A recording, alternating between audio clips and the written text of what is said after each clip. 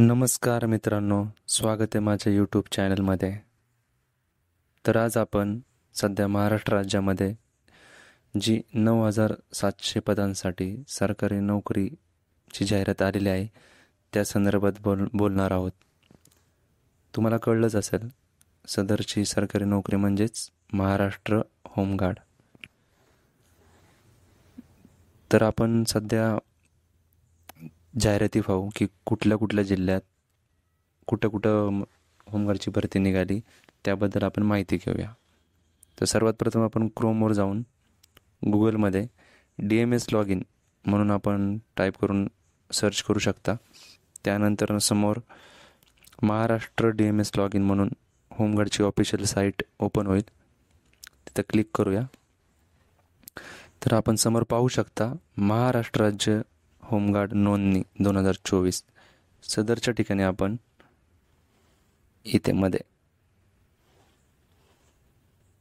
सदरच्या ठिकाणी आपल्याला क्लिक करायचं आहे. क्लिक करूया. तर अशा प्रकारे ही विंडो ओपन होईल. आत्ता सध्याच्या अपडेटपर्यंत टोटल 26 जिल्ह्यांमध्ये होमगार्डची भरती राबवली जात आहे. सध्या 26 जिल्ह्यांनी त्यांची अपडेट दिलेली आहे. त्याचबरोबर 26 जिल्ह्यांची प्रक्रिया ही सुरू झालेली आहे. तर आपण एक 1 बाय 1 सर्व जिल्ह्यांची माहिती घेऊया. सर्वात प्रथम आहे सातारा जिल्हा. तर मित्रांनो, सातारा जिल्ह्याची टोटल किती जागांसाठी भरती निघालेली आहे किंवा काढलेली आहे हे सध्या तरी डिस्प्ले करत नाही आहे. त्यामुळं आपण पुढचा जिल्हा पाहूयात. पुढचा जिल्हा आहे नांदेड. नांदेडला एकूण 335 जागांसाठी भरती आहे.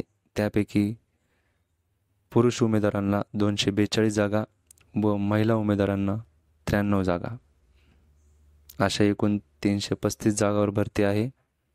त्यानंतरच जिल्हा आहे रत्नागिरी. सदरच्या ठिकाणची देखील इन्फॉर्मेशन डिस्प्ले केली गेलेली नाही आहे. त्यामुळे आपण पुढचा जिल्हा पाहूयात. पुढचा जिल्हा आहे जळगाव. जळगावला एकूण 325 जागांसाठी भरती आहे. त्यापैकी 213 जागा पुरुष उमेदवारांसाठी व 112 जागा महिला उमेदवारांसाठी. त्यानंतरचा जिल्हा आहे चंद्रपूर. चंद्रपूरला एकूण 82 जागांसाठी भरती आहे. त्यापैकी 39 जागा या पुरुष उमेदवारांसाठी व 43 जागा या महिला उमेदवारांसाठी. त्यापुढील जिल्हा आहे यवतमाळ. यवतमाळला एकूण जागा आहेत 121, पण येथे देखील पुरुषांसाठी किती जागा व महिलांसाठी किती जागा हे डिस्प्ले केले गेलेले नाही आहे. त्यानंतरचा जिल्हा आहे सिंधुदुर्ग. सदरच्या ठिकाणची माहिती देखील डिस्प्ले केली गेलेली नाही आहे. पुढील जिल्हा आहे धुळे. धुळ्याला एकूण 129 जागांसाठी भरती आहे. त्यापैकी 104 जागा ह्या पुरुष उमेदवारांसाठी व 25 जागा या महिला उमेदवारांसाठी. त्यानंतर पुढील जिल्हा आहे हिंगोली. हिंगोलीचं देखील माहिती डिस्प्ले केली गेलेली नाही आहे. त्यानंतरचा पुढचा जिल्हा आहे अमरावती.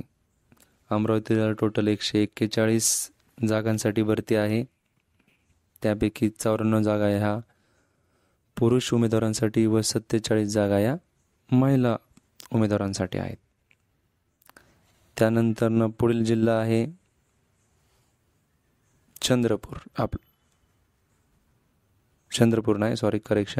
बीड. पुढील जिल्हा आहे बीड. तर बीडचं देखील माहिती डिस्प्ले केली गेलेली नाही आहे.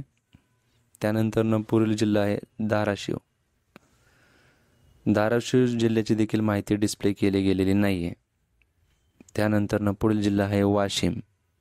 सदरच्या जिल्ह्याच्या एकूण जागा आहेत 59, पण येथे देखील महिला उमेदवारांसाठी किती व पुरुष उमेदवारांसाठी किती ही इन्फॉर्मेशन डिस्प्ले केली गेलेली नाही आहे. त्यानंतर पुढील जिल्हा आहे भंडारा. भंडारा जिल्ह्याची देखील इन्फॉर्मेशन डिस्प्ले केली गेलेली नाही आहे. त्यानंतर पुढील जिल्हा आहे नंदुरबार.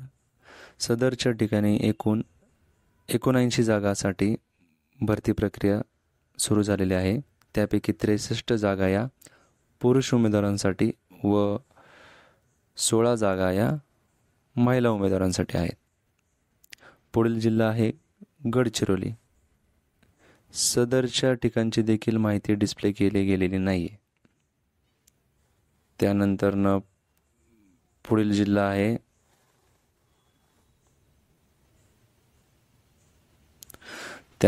पुढील जिल्हा आहे सर्वांना माहिती आहे रायगड. सदरच्या जिल्ह्यात एकूण 313 जागांसाठी भरती प्रक्रिया राबवली जात आहे.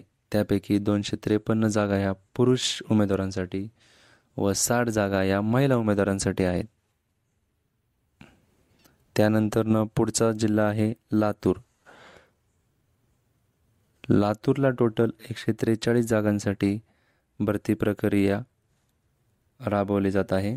त्यापैकी 92 जागा या पुरुष उमेदवारांसाठी आहेत व 51 जागा या महिला उमेदवारांसाठी आहेत. त्यानंतर पुढील जिल्हा आहे पुणे जिल्हा. पुणे जिल्हा हा आता या 26 जिल्ह्यांपैकी सर्वात मोठी भरती प्रक्रिया ही पुणे जिल्ह्यामध्ये राबवली जात आहे. कारण या ठिकाणी जागा आहेत टोटल 1800 जागा. त्यापैकी 1359 जागा या पुरुष उमेदवारांसाठी आहेत व 441 जागा या महिला उमेदवारांसाठी आहेत. आत्तापर्यंतच्या भरतीमधला हा सर्वात मोठा जिल्हा आहे. त्यानंतर पुढील जिल्हा आहे सांगली. तर सांगली जिल्ह्यामध्ये एकूण जागा आहेत 632. येथे देखील पुरुष उमेदवारांसाठी किती व महिला उमेदवारांसाठी किती हे डिस्प्ले केले गेलेले नाही आहे. त्यानंतर पुढील जिल्हा आहे नाशिक. नाशिकची देखील माहिती आपल्याला डिस्प्ले केली गेलेली नाही आहे. त्यानंतरचा जिल्हा आहे कोल्हापूर. कोल्हापूर जिल्ह्याची देखील माहिती डिस्प्ले केली गेलेली नाही आहे. त्यानंतर पुढील जिल्हा आहे वर्धा. तर सदरच्या ठिकाणची देखील माहिती आपल्याला डिस्प्ले केली गेलेली नाही आहे.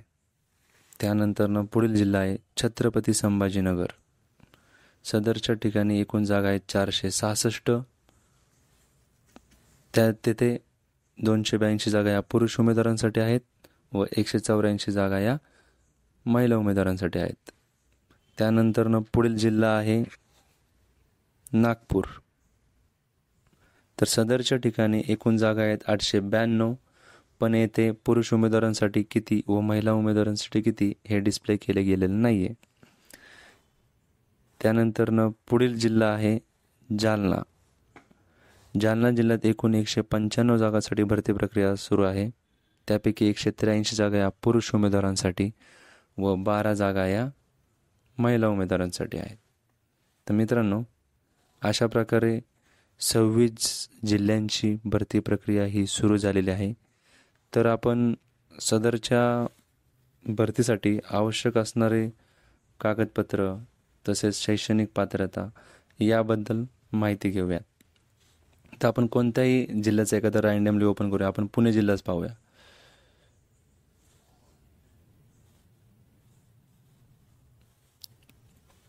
तर सर्वात प्रथम आपल्याला सर्व उमेदवारांसाठी होमगार्ड संघटना म्हणजे काय, तिची होमगार्ड संघटनेची ओळख, त्यानंतर होमगार्ड संघटनेचं सदस्यत्व कुणाला भेटतं किंवा त्यांचं कर्तव्य काय, त्यानंतर त्यांना जे देय भत्ते असतात त्याबद्दल माहिती, त्यानंतर जर होमगार्डमध्ये असताना त्यांचं कर्तव्य प्रॉपरली पार पाडलं नाही तर त्यासाठी शास्ती म्हणजेच एक प्रकारे दिलेली शिक्षा किंवा पनिशमेंट हे असते. त्यानंतर होमगार्ड सदस्यांची नोंदणी कशी होते याबद्दल माहिती, आणि होमगार्ड सदस्य असताना किंवा होमगार्ड म्हणून होमगार्डच्या माध्यमातून देशसेवा करत असताना त्याचे कोणते कोणते फायदे आहेत याबद्दल आपल्याला माहिती दिलेली आहे. तर पुढे आपल्याला पाहायला मिळतं होमगार्ड नोंदणी नियम व अटी. तर आपण पाहू शकतो होमगार्ड पात्रतेचे निकष. सर्वात महत्त्वाच्या गोष्टी आहेत याच्याकडं. हे जे कागदपत्र आहेत किंवा हे जे निकष आहेत ते प्रॉपरली फॉलो केले गेले पाहिजेत, अन्यथा तुम्हाला अपात्र करण्यात येईल. सर्वात प्रथम कमीत कमी 10वी पास असावा, कमीत कमी 10वी. त्यानंतर 12वी, ग्रॅज्युएशन, पोस्ट ग्रॅज्युएशन, ज्यांच्याकडे या डिग्री आहेत त्यांना त्याचे बेनिफिट कागदपत्र चेकिंगच्या वेळेस मिळून जातील. त्याचबरोबर शारीरिक पात्रता, त्याच्यामध्ये सर्वात प्रथम येतं वय. वय हे 20 वर्ष ते 50 वर्ष वयोगटादरम्यान असायला हवे. त्यानंतर दुसरा निकष आहे उंची. उंची सरासरी पुरुषांकरिता 162 सेंटीमीटर व महिलांसाठी 150 सेंटीमीटर आहे. त्यानंतर आहे छाती. पुरुषांसाठी छाती न फुगवता 76 सेंटीमीटर असायला हवी व 5ने फुगवून जे 76 + 5 81च्या वरती असायला हवी. त्यानंतर आवश्यक कागदपत्रे, सर्वात प्रथम रहिवासी पुरावा म्हणजेच आपल्या सर्वांचं आधार कार्ड असायला हवं. त्याचबरोबर शैक्षणिक अर्हता प्रमाणपत्र म्हणजेच 10वी, 12वी, ग्रॅज्युएशन, पोस्ट ग्रॅज्युएशन किंवा डिप्लोमा ह्या गोष्टी, ITI वगैरे झाला असेल तर सदरचे कोर्सचे प्रमाणपत्र वगैरे हे तुमच्याकडे असायला हवे. त्यानंतर जन्म दिनांक पुराव्यासाठी तुम्हाला SSC बोर्ड प्रमाणपत्र व शाळा सोडल्याचा दाखला हे 2 डॉक्युमेंट्स आवश्यक आहेत.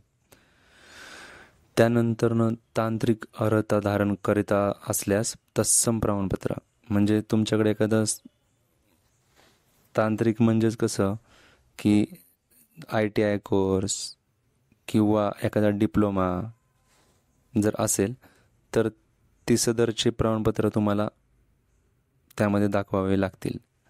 त्यानंतर खाजगी नोकरी करत असल्यास मालकाचे ना हरकत प्रमाणपत्र, म्हणजे आपण ज्या ठिकाणी काम करतोय त्या ठिकाणी मालकाची आपल्याला परमिशन हवी किंवा सदरच्या मालकाचं कडून असं आपल्याला ना हरकत प्रमाणपत्र हवं आहे की सदरच्या उमेदवारास होमगार्डमध्ये भरती होण्यासाठी माझी काही हरकत नाही, सदरचा उमेदवार हा होमगार्डमध्ये भरती होऊ शकतो, असं जर खाजगी नोकरीला असाल तर.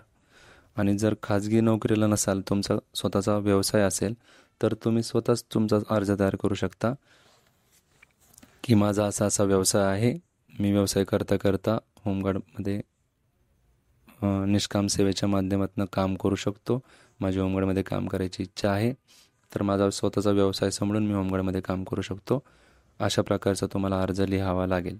व तो अर्ज, सदरचा अर्ज तुम्हाला कागदपत्र तपासण्याच्या वेळेस आवश्यक आहे आणि ते अपलोड पण करावं लागेल. त्यानंतर शारीरिक क्षमता चाचणी, याच्यामध्ये तुम्हाला मुख्य 2 इव्हेंट आहेत. एक 1600 मीटर आहे आणि दुसरा गोळाफेक आहे. जसं पोलीस भरतीला 1600 मीटरचा टाईम आहे त्याच पद्धतीने येथे देखील 1600 मीटरचा टाईम आहे व गोळाफेकीला जसं पोलीस भरतीमध्ये मार्क आहेत तसेच मार्क येथे पण आहेत. महिलांसाठी पण सेम क्रायटेरिया आहे. त्यानंतर तांत्रिक अर्हता गुण, मी मगाशी म्हणल्याप्रमाणे ITI, ज्याच्याकडे ITIचं प्रमाणपत्र आहे तर त्याला ग्रेस मार्क मिळतात, ग्रेस गुण. त्यानंतर एखादा विशिष्ट खेळाचं तुमच्याकडे प्रमाणपत्र असेल, कोणते असू द्या, जिल्हास्तरीय खेळाचं प्रमाणपत्र हवं आहे फक्त. जिल्हास्तरीय असेल तर तुम्हाला, म्हणजे त्यामध्ये प्लेस बेस असली पाहिजे तुम्हाला, 1st, 2nd किंवा 3rd, सांघिक असू द्या किंवा वैयक्तिक असू द्या, त्याचं तुम्हाला ग्रेस मार्क मिळतात. त्यानंतर माजी सैनिक असाल तर त्याच्यात तुम्हाला ग्रेस मार्क मिळू शकतात. त्याचबरोबर NCCचे प्रमाणपत्र आहेत, NCC B प्रमाणपत्र, तसेच NCC C प्रमाणपत्र, याचे देखील तुम्हाला ग्रेस मार्क आहेत. त्याचबरोबर नागरिक संरक्षण सेवेत म्हणजेच सिव्हिल डिफेन्समध्ये तुम्ही जर काम केलं असेल, त्या ठिकाणी प्रशिक्षण पूर्ण केलं असेल, तुमच्याकडे त्याचं प्रमाणपत्र असेल तर सदरच्या गोष्टीचंही बेनिफिट तुम्हाला या ठिकाणी मिळतात, त्या ठिकाणी ग्रेस मार्क मिळतात. त्याचबरोबर जर तुमच्याकडं जड वाहन चालक परवानाधारक असाल, तुम्ही लायसन असेल हेवीचं, तर तुम्हाला त्याचेही ग्रेस मार्क मिळणार आहेत. तर मित्रांनो, अशा प्रकारे आपण बेसिक इन्फॉर्मेशन पाहिले आहे, बेसिक इन्फॉर्मेशन तुम्हाला सांगितली आहे. त्याचबरोबर आता ही भरती जिल्हानिहाय चालू आहे, तर एका जिल्ह्यामध्ये किती तालुके असतात तर ते तालुक्यानुसार होमगार्डची पथके पडलेले असतात. बघा, आपण इथं पाहू शकतो, सध्या पुणे जिल्ह्यामध्ये 15 तालुके आहेत आणि त्या ठिकाणी 15 पथके आहेत. तर प्रत्येकाने फॉर्म भरताना आपल्या जवळचं पोलीस स्टेशन आणि आपलं पथक द्यायचं आहे. म्हणजे पोलीस स्टेशनचं एकदा नाव तुम्ही दिलं की ऑटोमॅटिक त्या त्या एरियामध्ये ते गोष्ट लोकेट होते. मग तुम्ही त्या त्या पथकामध्ये भरती झाल्यानंतर ना तुमचं नियुक्ती त्या त्या पथकामध्ये होईल. तर अशा प्रकारे आपण होमगार्डची जी आता सध्या भरती चालू आहे त्याबद्दल माहिती घेतली आहे. सदरच्या व्हिडिओमध्ये जर तुम्हाला काही डाऊट असेल किंवा काही प्रश्न विचारायचे असतील किंवा काही तुमच्या क्युरीज असतील तर तुम्ही ते कमेंटमध्ये जरूर कळवा. तुमच्या प्रश्नांच्या उत्तरासाठी मी अजून एक व्हिडिओ बनवेल किंवा अजून तुम्हाला या व्हिडिओमध्ये अजून कशाची गरज आहे, तुम्हाला काय माहिती हवी, तर सदरची माहिती पण जर तुम्हाला हवी असेल तर तुम्ही कमेंट बॉक्समध्ये सांगा. मी सदरची माहिती दुसऱ्या व्हिडिओमध्ये बनवून तुम्हाला अपडेट करेल. त्याचबरोबर अजून एक गोष्ट आहे, होमगार्डची जी भरती चालू आहे ती फक्त फिजिकलच्या बेसवरच सिलेक्शन होणार आहे. कारण की फक्त फिजिकल लेखी परीक्षा वगैरे होमगार्डला नसते. तर फिजिकलवर ज्याला जास्त मार्क मिळतील तर ते होमगार्ड भरती होण्यासाठी एलिजिबल असतील. आणि सध्या पोलीस भरती चालू असल्यामुळे मुलांचं फिजिकलही खूप चांगल्या पद्धतीने आहे, खूप स्ट्रॉंग आहे सध्या. त्यामुळं मेरिट हाय लागण्याची शक्यता आहे. तर त्याप्रमाणे सर प्रत्येकाने चांगल्या पद्धतीने फिजिकल द्यावं व तुम्हाला तुमच्या होमगार्ड भरतीसाठी खूप खूप शुभेच्छा. जर काही डाऊट वगैरे क्युरीज असतील तर मला जरूर कमेंट बॉक्समध्ये कळवा. मी त्याचं नक्कीच तुम्हाला आन्सर देईल. तर चला तर मग मित्रांनो, जय हिंद, जय महाराष्ट्र.